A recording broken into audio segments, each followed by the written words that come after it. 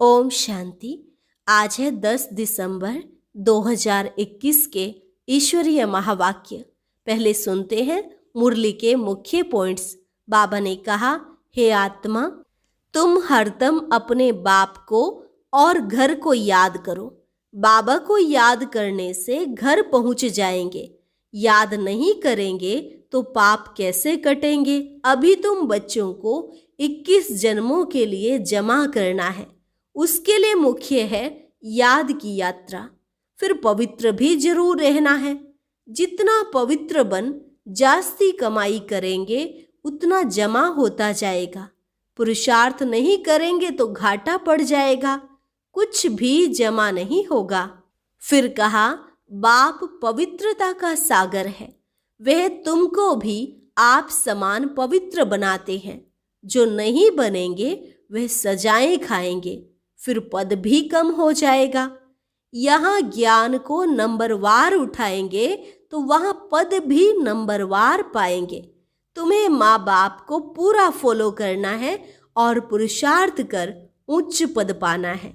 घर घर में संदेश पहुंचाना है, जो कोई ऐसा उल्हना ना दे कि हमें तो बाप के आने का संदेश ही नहीं मिला। आगे कहा, यह ईश्वरीय स्थापना का कार्य चल रहा है। इस ईश्वरीय बैंक में जो जितना डालेगा उतना जमा होता जाएगा। फिर उसका रिटर्न नई दुनिया में 21 जन्मों के लिए मिलेगा। और लास्ट में बाबा ने कहा, सच्चे दिल से कहना चाहिए, बाबा यह सब कुछ आपका है। सच्चे दिल पर ही साहिब राजी होता है। दिल में कोई खोट नहीं होना चाहिए। देह अभिमान में आकर कोई पर क्रोध नहीं करना, नहीं तो नाम बदनाम कर देंगे। ऐसे तो और ही गिरते रहेंगे। और अब सुनते हैं महावाक्यों को विस्तार से। मुरली का सार। मीठे बच्चे, देह अभिमान में आने से पाप होते हैं, इसलिए देही अभिमानी बनो। तुम्हारे मैनर्स बहुत अच्छे होने चाहिए। किसी को भी दुख नहीं देना है। प्रश्न, 21 जन्मों की प्रारब्ध बनाने के लिए बाप कौन सी सहज युक्ति बताते हैं? उत्तर, बच्चे, यह ईश्वरीय बैंक है।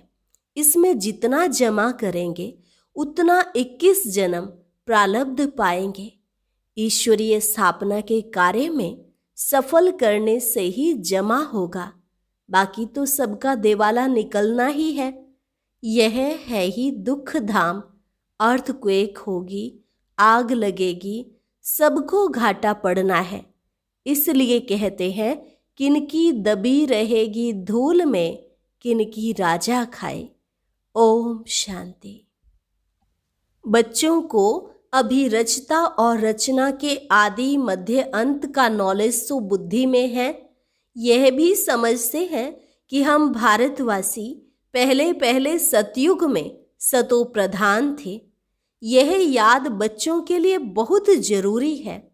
हरदम याद की यात्रा में रहना, इसमें तो बड़ी मेहनत चाहिए, परंतु रचता और रचना का ज्ञान तो बुद्धि में होना चाहिए ना। हम सतयुग में देवी देवता थे, उसको स्वर्ग कहा जाता है। देवी देवताएं विश्व के मालिक थे। एक ही धर्म था। अक्षरों को भी पूरा समझना चाहिए। तुम बच्चे जानते हो, सतयुग आदि में ही हम सूर्यवंशी घराने में थे। रचता बाबा ने जो आदि मध्य अंत का ज्ञान सुनाया है, वह तो हरेक की बुद्धि में रहना चाहिए। यह कभी भूलना नहीं चाहिए। यह भी तुम जानते हो, हम पुनर्जन्म लेते लेते फिर त्रेता में आए हैं, तो 2 कला कम हो गई। सृष्टि भी पुरानी होती जाती है। यह अच्छी रीति बुद्धि में रखना है। जितना तुम याद करते रहेंगे उतना खुशी का पारा चढ़ा रहेगा। फिर त्रेता के अंत बाद आता है द्वापर। द्वापर शुरू होने से दूसरे धर्म स्थापन होते हैं और हम उतरते उतरते भक्ति मार्ग में आ जाते हैं। ऐसे नहीं कहेंगे कि उस समय और धर्म भी भक्ति मार्ग में है। नहीं, यह कहानी सारी तुम भारतवासियों के लिए है। भले रावण राज्य है, परंतु उन्हों के लिए रावण राज्य नहीं कहेंगे। वह अपने समय पर सतो प्रधान, सतो रजो तमो में आते हैं। धर्मों की स्थापना होनी है, फिर वृद्धि को पाते जाते हैं, तो फिर गिरते भी रहते हैं। चक्र तो फिरना ही है। इस समय तुम जानते हो, द्वापर के बाद भक्ति मार्ग शुरू हुआ है और भी धर्म स्थापन हुए हैं। अभी तो है कलयुग, तमो प्रधान दुनिया। सृष्टि पुरानी होने के कारण सब तमो प्रधान हो गए हैं। अब यह ज्ञान तुम बच्चे ही जानते हो। यह है सहजते सहज बात, जो बच्चा भी याद कर ले, परंतु वह याद करेंगे तोते मुआफिक। तुम बच्चों को तो भाषणा आती है, उस अनुसार तुम समझाएंगे। तुम जानते हो, यह सारा झाड़ जड़जड़ी भूत अवस्था को पाया हुआ है। पहले पहले जो आदि सनातन देवी देवता धर्म था, उनका फाउंडेशन अब है नहीं। भले है भी तो वह अपने को हिंदू कहलाते हैं। इसलिए कहा जाता है देवी देवता धर्म है नहीं, प्राय लोप है। सब पतित बन गए हैं, इसलिए अपने को देवता कोई कहलाता नहीं। न वह धर्म है न कर्म है। सतयुग में तो सबका कर्म अकर्म हो जाता है। यहाँ मनुष्य जो कर्म करते हैं वह विकर्म बन जाता है। तमो प्रधान होने के कारण अपने को देवता कोई कहला नहीं सकते हैं। ड्रामा प्लान अनुसार यह भी नोंद है। जब धर्म प्राय लोप हो, तब तो बाबा आकर सत धर्म की स्थापना करे और अनेक धर्मों का विनाश कराए। नई दुनिया में एक ही आदि सनातन देवी देवता धर्म था। अब शिव बाबा आकर फिर से ब्रह्मा द्वारा देवी देवता धर्म की स्थापना करते हैं। तुम हो मुखवंशावली ब्राह्मण। क्राइस्ट द्वारा जो क्रिश्चियन बने, उन्हें भी मुखवंशावली कहेंगे। बच्चे तो नहीं थे ना। वैसे तुम भी ब्रह्मा द्वारा ब्राह्मण बने हो। असल में तुम हो शिव बाबा के बच्चे। इस समय तुम ब्रह्मा द्वारा ब्राह्मण बने हो। शिव बाबा खुद इन द्वारा देवी देवता धर्म की स्थापना करते हैं, क्योंकि उनको ही सारी पुरानी दुनिया का विनाश भी कराना है। वह विनाश का कार्य और कोई करते नहीं। वह तो आकर अपना अपना धर्म स्थापन करते हैं, फिर वह धर्म वृद्धि को पाता है। अभी है ही तमो प्रधान दुनिया, कलयुग का अंत। शास्त्रों में तो कल्प की आयु लाखों वर्ष लिख दी है। तुम जानते हो, यह शास्त्र आदि सब भक्ति मार्ग की सामग्री है, जो वहाँ सतयुग में नहीं होगी। वहाँ ये अनेक धर्म नहीं होंगे। ये इस्लामी, क्रिश्चियन आदि सब धर्म द्वापर में स्थापन होते हैं। फिर हरेक ने अपना अपना शास्त्र बैठ बनाया है। अभी तो सारी सृष्टि है पतित, इसलिए पतित पावन बाप को सब बुलाते हैं कि आकर हमारे दुख हरो, सुख दो। वह भी कहते हैं हमारा गाइड बन हमको घर ले चलो। गाइड तो सबका होता है ना। तुम अभी कॉन्ट्रास्ट को समझ गए हो। वह पंडे तीर्थ यात्रा पर धक्के खिलाते हैं। तुम हो रूहानी पंडे, पांडव संप्रदाय। शिव बाबा के बच्चे भी पंडे। बाप रूहानी यात्रा सिखलाते हैं। हे आत्मा, तुम अपने बाप को याद करो और घर को याद करो। बाबा को याद करने से घर पहुंच जाएंगे। याद नहीं करेंगे तो पाप कटेंगे नहीं। भले ले तो सबको जाएंगे, परंतु सजा खाकर हिसाब किताब चुकतू करेंगे, अथवा योग बल से चुकतू तो जरूर करना है। तुम जानते हो, अभी हम जमा कर रहे हैं।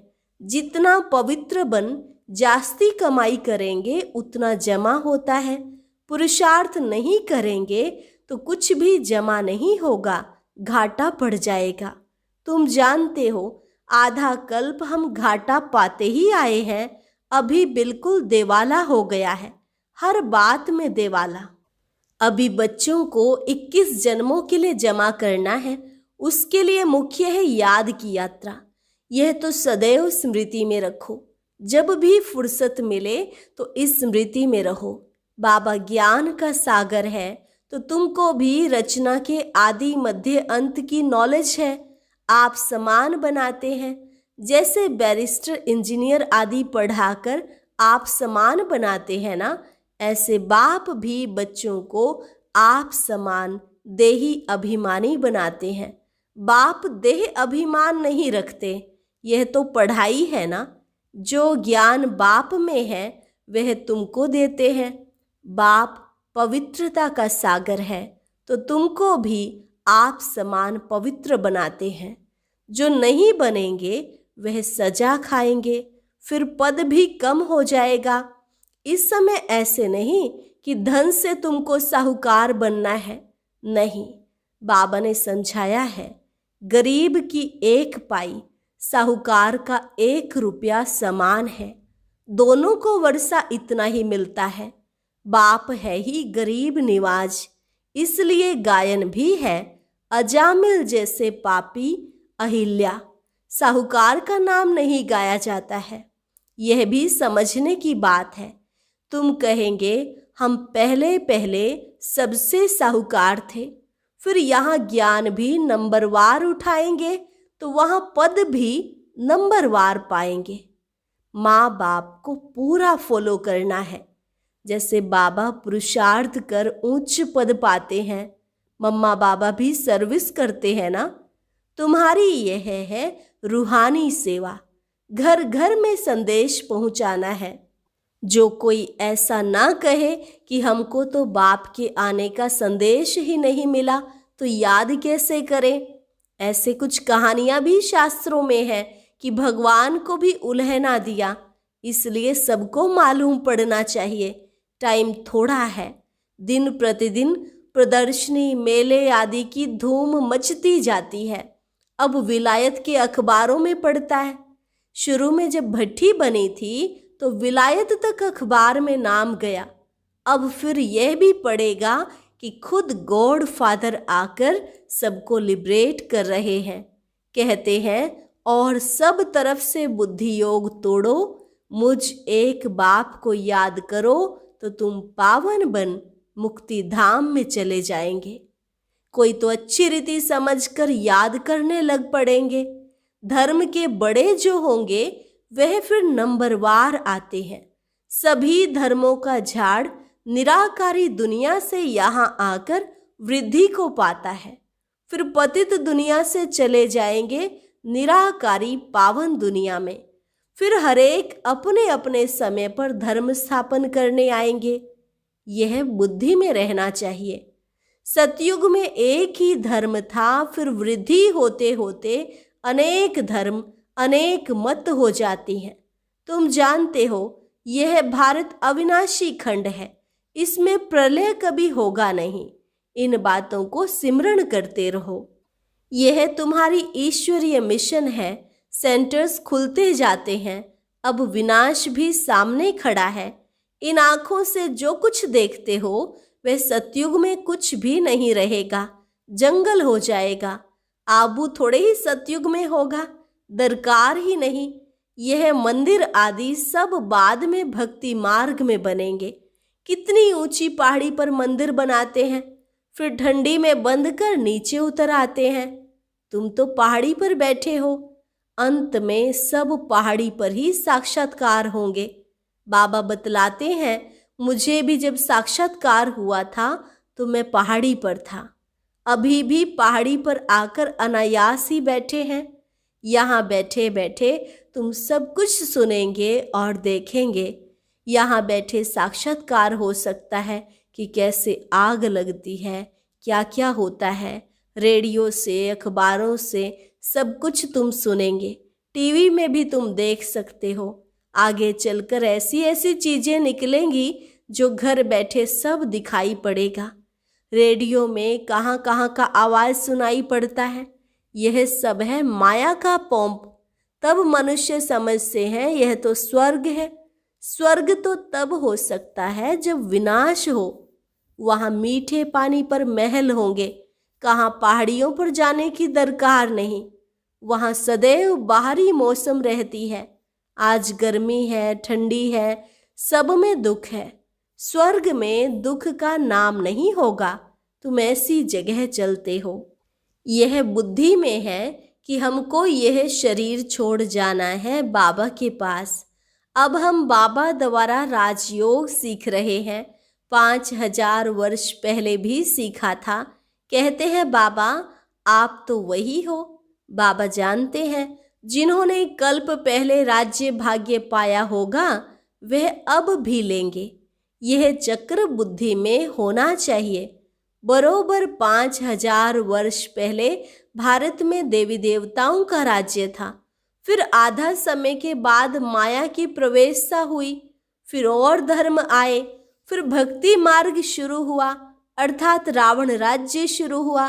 यह चित्रों पर साफ समझा सकते हैं। यह भारत की ही कहानी है कि सतो प्रधान से तमो प्रधान कैसे बनते हैं। फिर जब विनाश का समय होता है तो सब विनाश काले विपरीत बुद्धि हो जाते हैं। मेले प्रदर्शनी में बड़ी युक्ति से चित्र रखने चाहिए। तुम्हारा यह ज्ञान है गुप्त। यहाँ हथियार आदि की कोई बात नहीं। तुम बहुत साधारण हो। तुम चलते फिरते घूमते बाप की याद में रहते हो। कोई तुम्हारे से पूछे तुम वेदों शास्त्रों को मानते हो? बोलो हाँ जी, हम उन्हों को अच्छी तरह जानते हैं कि इनसे भगवान की प्राप्ति नहीं हो सकती है। यह सब भक्ति मार्ग की सामग्री है। सतयुग में सब पावन आत्माएं थी। गीत भी है ना, जाग सजनिया जाग। नई दुनिया में सब कुछ नया होगा। बाबा आकर नई दुनिया के लिए नई कहानियां सुनाते हैं। सीन सीनरियां सब नई होंगी। प्रदर्शनी में आते बहुत हैं, ओपिनियन भी लिखते हैं। बहुत अच्छा है, यह सबको समझाना चाहिए, परंतु खुद कुछ भी समझते नहीं है। कोर्टों में कोई मुश्किल ही निकलते हैं, परंतु सर्विस तो होनी है, ढेर प्रजा बनेगी। तुम बच्चे इस ज्ञान का सिमरण करते रहो तो बहुत खुशी होगी। यह दुनिया ही दुख की है। घाटा पड़ा, देवाला निकला, अर्थक्वेक हुई, सबके पैसे खत्म हो जाएंगे।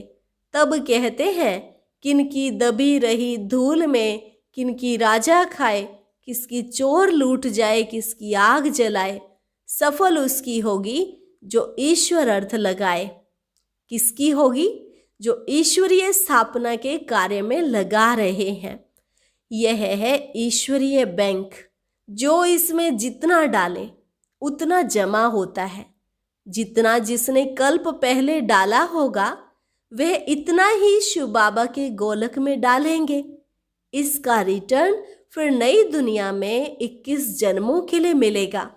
भक्ति मार्ग में शिव बाबा की गोलक में डालते हैं तो अल्पकाल क्षण भंगुर सुख मिलता है। यहाँ तो डायरेक्ट शिव बाबा स्वर्ग की स्थापना कर रहे हैं तो 21 जन्मों के लिए मिलेगा। भक्ति मार्ग में अल्पकाल का सुख नरक में मिलता है। फिर मैनर्स भी अच्छे चाहिए, किसको भी दुख नहीं देना चाहिए, नहीं तो नाम बदनाम कर देंगे। कभी क्रोध नहीं करना चाहिए। देह अभिमान में आने से पाप तो होते हैं। बाबा के बने हो तो कहते हो बाबा यह सब कुछ आपका है। सच्ची दिल पर साहेब राजी होगा। दिल में कोई खोट नहीं होना चाहिए, नहीं तो और ही गिरते रहेंगे। तुम हो पैगंबर के बच्चे। तुम सबको पैगाम देते हो कि बाप आकर स्वर्ग की स्थापना करते हैं। उसका संदेश सबको देना है। नई दुनिया स्थापन हो रही है। उसके लिए जिनको राजयोग सीखना हो वह आकर सीखे। अच्छा, मीठे मीठे सिके लधे बच्चों प्रति माता पिता बाप दादा का याद प्यार और गुड मॉर्निंग। रूहानी बाप की रूहानी बच्चों को नमस्ते। रूहानी बच्चों की रूहानी बाप दादा को नमस्ते नमस्ते, गुड मॉर्निंग। धारणा के लिए मुख्य सार। पहली पॉइंट, अंदर में कोई भी खोट कमी हो तो उसे निकाल देना है। सच्ची दिल रखनी है। देह अभिमान में आकर कभी क्रोध नहीं करना है। जब भी फुर्सत मिले तो याद की यात्रा में रह कमाई जमा करनी है। वरदान, संपूर्ण समर्पण की विधि द्वारा अपनेपन का अधिकार समाप्त करने वाले समान साथी भव। संपूर्ण समर्पण की विधि द्वारा अपनेपन का अधिकार समाप्त करने वाले समान साथी भव। जो वायदा है कि साथ रहेंगे, साथ चलेंगे और साथ में राज्य करेंगे, इस वायदे को तभी निभा सकेंगे जब साथी के समान बनेंगे। समानता आएगी समर्पणता से। जब सब कुछ समर्पण कर दिया तो अपना व अन्य का अधिकार समाप्त हो जाता है। जब तक किसी का भी अधिकार है तो सर्व समर्पण में कमी है, इसलिए समान नहीं बन सकते। तो साथ रहने, साथ उड़ने के लिए जल्दी जल्दी समान बनो। स्लोगन, अपने समय, श्वास और संकल्प को सफल करना ही सफलता का आधार है। अपने समय, श्वास और संकल्प को सफल करना ही सफलता का आधार है। अच्छा, और अब यह एक बहुत अच्छी वीडियो भी जरूर देखें।